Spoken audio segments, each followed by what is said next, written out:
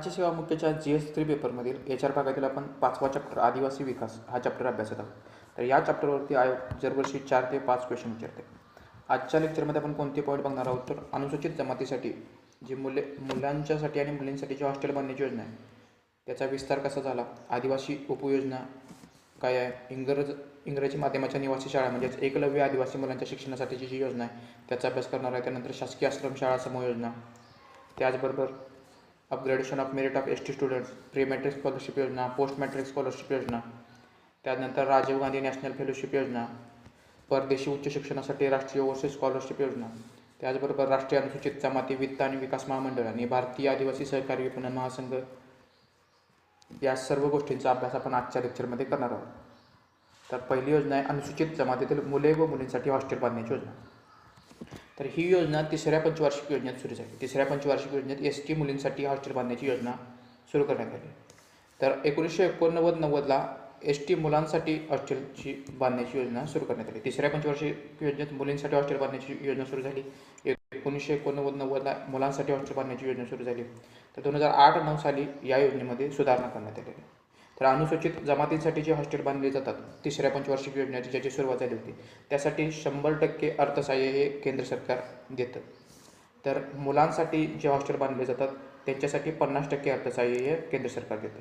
परंतु जर नक्षलग्रस्त भागात जर हॉस्टेल बांधायचं असेल तर मुलांच्यासाठी आणि मुलींच्यासाठी हॉस्टेल बांधण्यासाठी 100% अर्थसहाय्य हे केंद्र सरकार देतं। त्याचबरोबर व्यावसायिक प्रशिक्षण केंद्र उभारणीसाठी वरीलप्रमाणेच उत्पादनाचे अर्थसहाय्य मिळू शकेल। तसेच या अंतर्गत बांधकामासाठी लागणारा वेळ हा 5 वर्षावरून 2 वर्षापर्यंत कमी करण्यात आला आहे। म्हणजे याचं बांधकाम आधी 5 वर्षे इतकी मुदत होती ती 2 वर्षात पूर्ण करायचं आहे।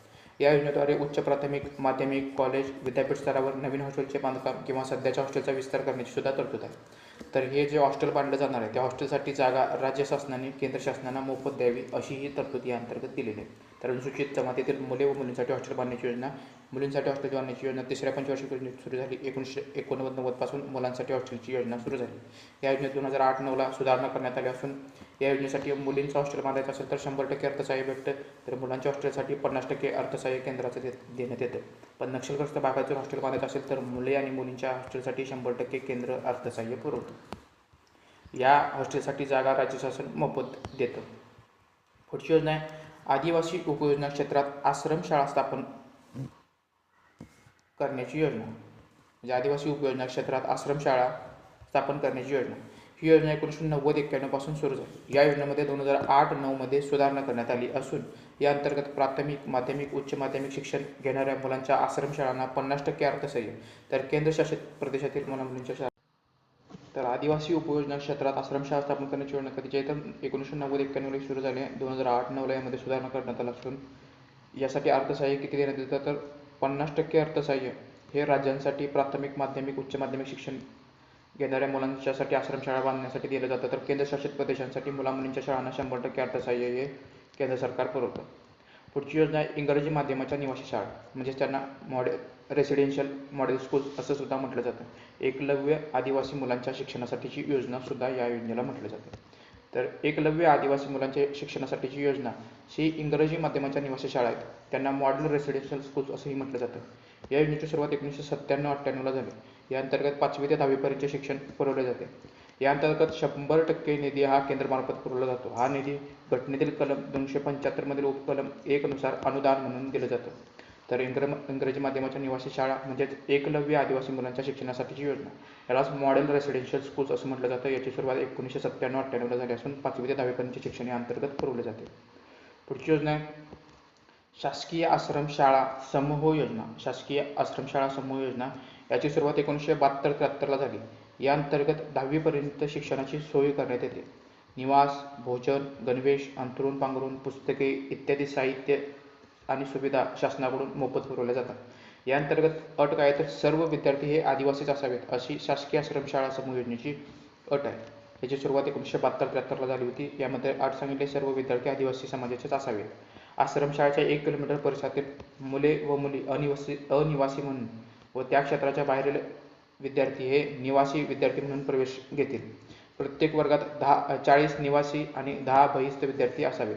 मुलींचे प्रमाण 50% असावे, त्यापेक्षा कमी मुली असतील तर ते प्रमाण 33% असावे, परंतु मुली नसतील तर त्या जागा मुलांसाठी देण्यात येतील। या शाळांमध्ये अपंगांसाठी 3% आरक्षण देण्याची तरतूद आहे। त्याचबरोबर भूमिहीन आणि अल्पभूधारक कुटुंबातील विद्यार्थ्यांना या अंतर्गत प्राधान्य दिले जाईल। शासकीय आश्रमशाळा समूह योजना कधीची आहे तर 1972-73 सुरू झाली असून 10वीपर्यंतच्या शिक्षणाची सोय अंतर्गत करण्यात येते। या अंतर्गत अट महत्त्वाची काय तर सर्व विद्यार्थी आदिवासी असावेत अशी अट देण्यात आलेली आहे। पुढची योजना आहे कमी साक्षरता असलेल्या क्षेत्रातील मुलींच्या शिक्षणासाठीची योजना। कमी साक्षरता असलेल्या क्षेत्रातील मुलींच्या शिक्षणासाठीची योजना education of girls in low literacy pockets. याची सुरुवात 1992-93 झाली। एस टी मुलींसाठी 1ली ते 5वी पर्यंतच्या शिक्षणासाठी आवश्यक सुविधा पुरवणे हा या योजनेचा हेतू आहे। 2009 सालापासून या योजनेची पुनर्रचना करण्यात आली असून याचं नाव बदल काय केलं तर 2008-9ला याचं पुनर्रचना करून strengthening education among scheduled tribes girls in low literacy district असं याचं नाव केलं आहे। कमी साक्षरता असलेल्या क्षेत्रातील मुलींच्या शिक्षणासाठी योजना ही 1992-93ला सुरू करण्यात आली असून एस टी मुलींसाठी 1ली ते 5वी पर्यंत शिक्षणाची सोय या अंतर्गत पुरवली जाते। या योजनेची पुनर्रचना करून 1 एप्रिल 2008 पासून strengthening education among scheduled tribes girls in low literacy district असं या वरील योजनेचं नामकरण केलं। या अंतर्गत जिथे एस टी लोकसंख्या 25%पेक्षा जास्त आहे आणि एस टी महिला साक्षरता ही 35%पेक्षा जास्त नाही किंवा कमी आहे त्या भागात ही योजना सुरू केली जाते। म्हणजे ही जी आकडेवारी स्वीकारली आहे ते 2001च्या जनगणनेनुसार स्वीकारले। Strengthening education among scheduled tribes girls in low literacy district सुरुवात 1 एप्रिल 2008। जेथे एस टी लोकसंख्या 25%पेक्षा जास्त ज्या भागात किंवा ज्या जिल्ह्यात 25%पेक्षा जास्त एस टी लोकसंख्या आहे आणि त्या जिल्ह्यातील महिलांची साक्षरता ही 35%पेक्षा कमी आहे त्या भागामध्ये ही योजना सुरू करण्यात येते। देशभरातील अशा 54 जिल्ह्यात ही योजना सुरू आहे। काही जिल्ह्यातील तालुके तर वरील दोन्ही अटी पूर्ण करत असतील तर तेथे ही योजना लागू करण्यात आलेली असून त्यात महाराष्ट्रातील नंदुरबार आणि धुळे या जिल्ह्यांचा समावेश आहे। म्हणजे strengthening education among scheduled tribes girls in low literacy district ही योजना महाराष्ट्रातील नंदुरबार आणि धुळे या जिल्ह्यांमध्ये सुरू आहे। या योजनेची अंमलबजावणी करण्यासाठी स्वयंसेवी संस्था, NGO, राज्य केंद्रशासित प्रदेशांच्या संस्था, त्याचबरोबर ही योजना PGT म्हणजेच प्रिमिटिव्ह ट्रायबल ग्रुप्ससाठीही ग्रामस्तरावर राबवली जाते। पुढची योजना आहे मेरिटचे दर्जावर्धन म्हणजेच upgradation of merit of S T students. S T विद्यार्थ्यांचं आदिवासी समाजातील विद्यार्थ्यांचं मेरिटचं दर्जावर्धन करण्यासाठीची ही योजना आहे। ही योजना 2008-9 पासून 9वी ते 12वीच्या विद्यार्थ्यांसाठी सुधारित योजना लागू करण्यात आली। या अंतर्गत 9वी पासून 12वी पर्यंतच्या विद्यार्थ्याला कोचिंग पुरवले जाते। यामध्ये भाषा, विज्ञान आणि गणित या विषयाबरोबरच व्यावसायिक कोर्सेस संदर्भात म्हणजेच इंजिनिअरिंग, मेडिकल या संदर्भात मार्गदर्शन केले जाते। यात 30% मुली, 3% अपंग विद्यार्थी असावेत अशी तरतूद आहे। यानुसार राज्य केंद्रशासित प्रदेशांना अर्थसहाय्य हे केंद्राकडून पुरवले जाते। मेरिटचे दर्जावर्धन scheme upgradation of merit of S T students 2008-9 पासून 9वी ते 12वी पर्यंतच्या विद्यार्थ्यांसाठी कोचिंग कशासाठी पुरवलं जातं तर त्यांना इंजिनिअरिंग किंवा मेडिकल कॉलेजमध्ये ॲडमिशन घेण्यासाठी जी कोचिंगची आवश्यकता असते ते पुरवण्यासाठी 9वी ते 12वी पर्यंतच्या विद्यार्थ्यांसाठी मेरिटचे दर्जावर्धन upgradation of merit of S T students ही योजना 2008-9 पासून नव्याने सुरू करण्यात आली। आता प्री मॅट्रिक स्कॉलरशिप योजना। प्री मॅट्रिक स्कॉलरशिप योजना कशासाठी सुरू करण्यात आली तर शाळा गळतीचा दर कमी करण्यासाठी ही योजना सुरू करण्यात आली। 100% केंद्रीय अर्थसहाय्य असणारी ही योजना 9वी आणि 10वीमध्ये शिक्षण घेणाऱ्या गरजू आदिवासी मुलांसाठी कार्यरत आहे। या योजनेचा लाभ घेण्यासाठी कुटुंबाचे वार्षिक उत्पन्न 2 लाख रुपयापेक्षा कमी असावे अशी सुद्धा अट आहे। तर प्री मॅट्रिक स्कॉलरशिप योजना कशासाठी तर शाळा गळतीचा दर कमी करण्यासाठी सुरू करण्यात आली। तर पोस्ट मॅट्रिक स्कॉलरशिप योजनेची सुरुवात ही 1944-45ला झाली। पोस्ट मॅट्रिक स्कॉलरशिपची योजनेची सुरुवात 1944-45ला झाली। तर यामध्ये सुधारणा कधी करण्यात आली तर 1 एप्रिल 2013ला पोस्ट मॅट्रिक स्कॉलरशिप योजनेत सुधारणा करण्यात आली। तेव्हापासून ही सुधारित योजना लागू असून या योजनेत 100% केंद्रीय अर्थसहाय्य लाभते। या अंतर्गत 2.5 लाखापेक्षा अधिक उत्पन्न नसलेल्या कुटुंबातील विद्यार्थ्यांना लाभ देण्यात येतो। या योजनेचा लाभ घेण्यासाठी कुटुंबातील सर्व मुले लाभार्थी असू शकतात। त्याचबरोबर फक्त भारतातील शिक्षण घेण्यासाठी पोस्ट मॅट्रिक स्कॉलरशिप योजना लागू असेल। पोस्ट मॅट्रिक स्कॉलरशिप योजनेची सुरुवात 1944-45ला झाली असून 2013ला यामध्ये सुधारणा करून नव्याने योजना सुरू झाली। या योजनेचा लाभ कुटुंबातील सर्व आदिवासी मुले म्हणजे लाभार्थी घेऊ शकतात. एका कुटुंबातील सर्व मुले याचा लाभ घेऊ शकतात. ही योजना फक्त भारतातील शिक्षण घेण्यासाठी लागू असेल. पुढची योजना आहे राजीव गांधी नॅशनल फेलोशिप योजना. Rajiv Gandhi national fellowship scheme याची सुरुवात 2005 साला झाली. या अंतर्गत एस टी विद्यार्थ्यांना MPhil, PhD यासारखे उच्च शिक्षण घेण्यासाठी फेलोशिप प्रदान करणे हा या योजनेचा उद्देश आहे. या योजनेची अंमलबजावणी कोण करतात तर युनिव्हर्सिटी ग्रँट कमिशन म्हणजेच विद्यापीठ अनुदान आयोग हे राजीव गांधी नॅशनल फेलोशिप योजनेची अंमलबजावणी करतो. या योजनेचा लाभ घेण्यासाठी पदव्युत्तर परीक्षा 50% गुणांनी किंवा त्याच्यापेक्षा जास्त गुणांनी पास होणे आवश्यक आहे. तर राजीव गांधी नॅशनल फेलोशिप योजना 2005 साला सुरू झाली. या अंतर्गत एस टी विद्यार्थ्यांना MPhil आणि PhD सारख्या उच्च शिक्षणासाठी फेलोशिप प्रदान करण्यात येते. या योजनेची अंमलबजावणी विद्यापीठ अनुदान आयोगामार्फत केली जाते. या योजनेचा लाभ घेण्यासाठी पदव्युत्तर परीक्षेमध्ये 50% पेक्षा जास्त गुणांनी पास होणे या अंतर्गत अट सांगितलेली आहे.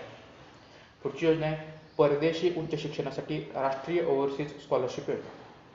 परदेशी उच्च शिक्षणासाठी राष्ट्रीय ओव्हरसीज स्कॉलरशिप योजना. या योजनेची सुरुवात 1954-55 झाली.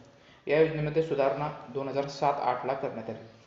विद्यार्थ्यांसाठी ST विद्यार्थ्यांना अभियांत्रिकी, तंत्रज्ञान आणि विज्ञान क्षेत्रातील काही ठराविक क्षेत्रातील परदेशात उच्च शिक्षण घेण्यासाठी वित्तीय सहाय्य या अंतर्गत उपलब्ध करून दिले जाते. दरवर्षी 13 ST विद्यार्थी व 2 PTG म्हणजे प्रिमिटिव्ह ट्रायबल ग्रुप्स विद्यार्थ्यांना या योजनेचा लाभ भेटतो. लाभार्थी कोण असतात तर लाभार्थी होण्यासाठी पदवीचे शिक्षण 60% पेक्षा जास्त गुणांनी उत्तीर्ण असावे अशी अट आहे. त्याचबरोबर जो लाभार्थी असेल त्याचं वय 35 वर्षापेक्षा जास्त नसावे. तसेच त्याच्या पालकांचे उत्पन्न प्रति महिना 25,000 रुपयेपेक्षा जास्त नसावे. त्याचबरोबर एकाच कुटुंबातील एकच विद्यार्थी या योजनेचा लाभ मिळवू शकतो. तर परदेशी उच्च शिक्षणासाठी राष्ट्रीय ओव्हरसीज स्कॉलरशिप योजना ही 1954-55 सुरू झाली असून यामध्ये 2007-8 सुधारणा करण्यात आली.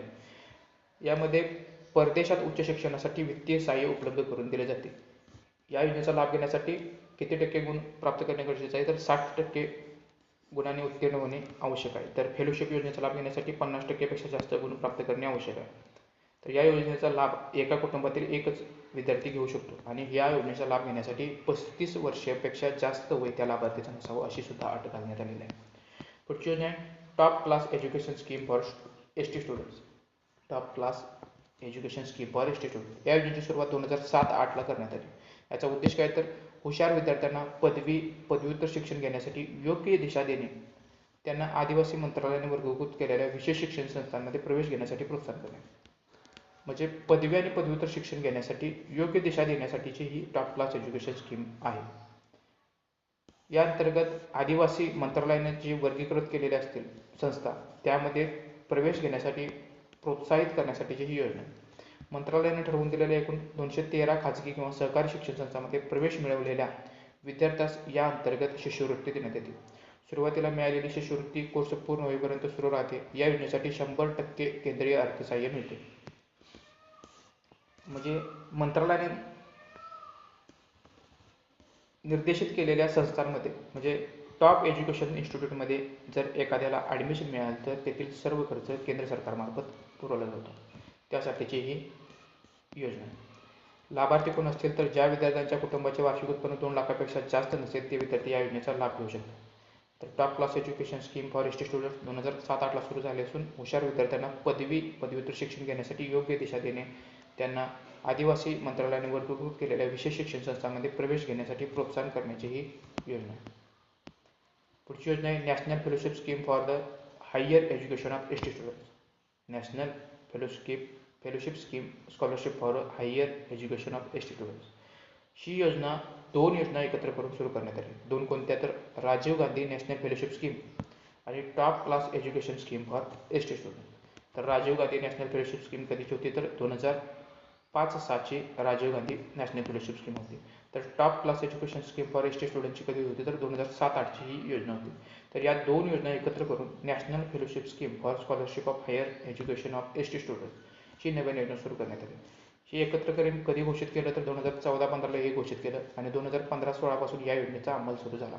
या 2 योजना Rajiv Gandhi national fellowship scheme 2004-5ची आणि top class education scheme for ST students ही 2007-8ची या 2 योजना एकत्र करून 2015-16 पासून national fellowship scheme for scholarship for higher education of ST students ही नवीन योजना सुरू झाली. या अंतर्गत पदवी पूर्ण झालेल्या विद्यार्थ्यास ही फेलोशिप देण्यात येते. या अंतर्गत दरवर्षी 750 फेलोशिप दिल्या जातात. विद्यार्थ्यांनी पदवीसाठी किंवा पदव्युत्तर पदवीसाठी नमूद केलेल्या संस्थांमध्ये प्रवेश मिळवल्यास स्कॉलरशिप देण्यात येते. या अंतर्गत दरवर्षी 1000 स्कॉलरशिप दिल्या जातात. यासाठी कुटुंबाचे वार्षिक उत्पन्न 4.5 लाखापेक्षा कमी असावे अशी सुद्धा अट सांगितलेली आहे. तर पुढची योजना आहे आदिवासी क्षेत्रातील मुलांसाठी व्यावसायिक शिक्षण, vocational training in tribal areas. याची सुरुवात 1992-93ला झाली. या योजनेमध्ये सुधारणा 1 एप्रिल 2009 मध्ये करण्यात आली. यामध्ये एका व्यावसायिक प्रशिक्षण केंद्रात कमीत कमी 100 विद्यार्थी तसेच प्रत्येक ट्रेडसाठी 20 विद्यार्थी आवश्यक असतील, जेथे प्रत्येक ठिकाणी प्रत्येक कोर्सेससाठी 33% जागा मुलींसाठी राखीव ठेवल्या जाते. म्हणजे आदिवासी क्षेत्रातील मुलांसाठी व्यावसायिक शिक्षण योजना 1992-93 पासून सुधारणा 2009ला करण्यात आली. या व्यावसायिक कोर्सेसमध्ये 33% जागा या मुलींसाठी राखीव ठेवल्या जाते. आता आदिवासींच्या विकासासाठी महामंडळ, राष्ट्रीय अनुसूचित जमाती वित्त आणि विकास महामंडळ, national ST finance and development corporation. याची स्थापना 2001ला झाली. एप्रिल 2001ला राष्ट्रीय अनुसूचित जमाती वित्त आणि विकास महामंडळाची स्थापना झाली. याचा उद्देश काय तर अनुसूचित जमातीच्या आर्थिक विकासासाठी 10 लाख रुपयेपर्यंतच्या गुंतवणूक असलेल्या व्यावसायिक प्रकल्पांना कमी दरात कर्ज उपलब्ध करून देणे या महामंडळाचं कार्य. यामध्ये 90% पर्यंत कर्ज उपलब्ध करून दिले जाते. त्यामध्ये 1 लाखापर्यंत कर्जासाठी 100% वित्त सहाय्य पुरवले जाते. या योजनेचे लाभार्थी कोण असतील तर अनुसूचित जमातीतील व्यक्ती जिचे वार्षिक कौटुंबिक उत्पन्न दारिद्र्य रेषे उत्पन्नाच्या दुपटीपेक्षा जास्त नसेल. या योजनेचा लाभ घेण्यासाठी अनुसूचित जमातीतील जी व्यक्ती असेल त्याचं वार्षिक कौटुंबिक उत्पन्न हे दारिद्र्य रेषेचे उत्पन्न जे सरकारनं घालून दिले त्याच्या दुपटीपेक्षा कमी असावे अशी अट आहे. तर सध्या ग्रामीण भागासाठी किती आहे तर 81,000 रुपयेपेक्षा कमी असावी आणि शहरी भागासाठी 1,04,000 पेक्षा कमी असावी अशी अट दिलेली आहे. सहकारी सोसायटीला लाभ मिळवण्यासाठी त्यातील एसटी सदस्य संख्या 80% पेक्षा जास्त असावी. म्हणजे सहकारी सोसायटीला जर या महामंडळाकडून कर्ज प्राप्त करायचं असेल तर त्या महामंडळातील आदिवासी समाजातील लोकांची संख्या किंवा सदस्यांची संख्या 80% पेक्षा जास्त असावी अशी सुद्धा अट आहे. स्वयंसेवी संघटनांना 25 लाखापर्यंत या अंतर्गत कर्ज मिळू शकते. म्हणजेच राष्ट्रीय अनुसूचित जमाती वित्त आणि विकास महामंडळाची स्थापना एप्रिल 2001ला झाली. अनुसूचित जमातीच्या आर्थिक विकासासाठी 10 लाख रुपयेपर्यंतच्या गुंतवणूक असलेल्या व्यावसायिक प्रकल्पांना कमी दरात कर्ज उपलब्ध करून देणे या महामंडळाचा उद्देश आहे. या योजनेचा लाभ घेण्यासाठी वार्षिक कौटुंबिक उत्पन्न दारिद्र्य रेषा उत्पन्नाच्या दुपटीपेक्षा जास्त नसावे अशी सुद्धा अट आहे. त्याचबरोबर एखादी सहकारी सोसायटी असेल तर तिला लाभ मिळवण्यासाठी त्या सहकारी सोसायटीतील सदस्यांची संख्या म्हणजे त्या सहकारी सोसायटीतील सदस्य हे 80% पेक्षा जास्त सदस्य आदिवासी समाजातील असावे. तर ट्रायफेड काय संस्था आहे? ट्रायफेड संस्था म्हणजे tribal cooperative marketing development federation of India, भारतीय आदिवासी सहकारी विपणन विकास महासंघ मर्यादित. याची स्थापना 1987ला झाली. ट्रायफेडची स्थापना 1987ला झाली. याचं कार्य काय तर आदिवासींच्या वस्तूंच्या विपणनाचा विकास करून आपल्या सभासदांच्या सामाजिक आणि आर्थिक विकासासाठी त्यांच्या हितसंबंधांची जपवणूक करणे हे ट्रायफेडचं कार्य आहे. आदिवासींच्या वस्तूंच्या विपणनाचा विकास करून म्हणजे मार्केटिंग करून आपल्या सभासदांच्या सामाजिक आणि आर्थिक विकासासाठी त्यांच्या हितसंबंधांची जपवणूक करणे म्हणजे आदिवासींच्या वस्तूंच्या मार्केटिंग करणं हे ट्रायफेडचं कार्य आहे. ट्रायफेड मार्फत आदिवासींच्या गौण वनसंपत्ती व कृषी वस्तूंची प्रप्राप्ती व विक्रीची कामे केली जातात. परंतु 2003 पासून खरेदी विक्री राज्यांच्या आदिवासी सहकारी संस्था करतात. म्हणजे सुरुवातीला जेव्हा 1987ला ट्रायफेडची स्थापना झाली त्यावेळी आदिवासींच्या वस्तूंची विक्री आणि खरेदी करण्याचं कार्य हे ट्रायफेडकडे होतं. परंतु 2003 सालापासून हे खरेदी विक्रीचं कार्य कोण करतं तर राज्य सरकारची जी आदिवासी सहकारी संस्था आहे ती कार्य करते. ट्रायफेड आता फक्त बाजार विकासक आणि सेवा प्रदाता म्हणजे मार्केटिंग करण्याचं आणि त्यांना सर्व्हिस पुरवण्याचं कार्य हे ट्रायफेडचं आहे.